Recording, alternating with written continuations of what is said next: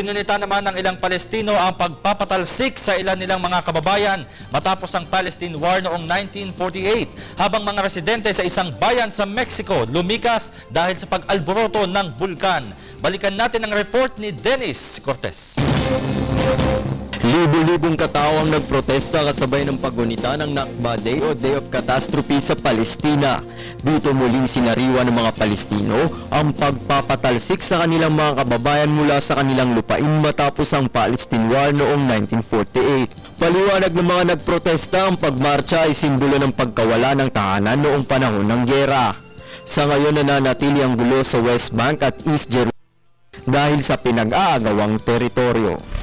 Sa Mexico, unti-unti nang lumilikas sa mga residente malapit sa bulkan ng El Popo.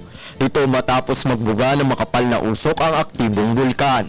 Itinaas na rin ng otoridad sa Yellow Phase ang alert level sa lugar. Until now, we've been continuing with our daily activities. We are wearing our normal clothes because we can't carry around a suitcase. Just our important documents in case of a possible evacuation.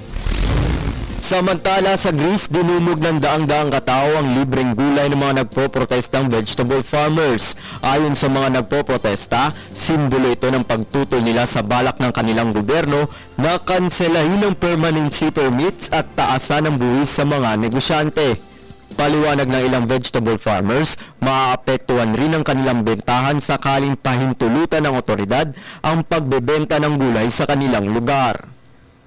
Kaugnay nito, apektado ngayon ang kalakalan sa Greece dahil sa nararanasang economic crisis. Para sa Telebisyon ng Bayan, Dennis Cortez.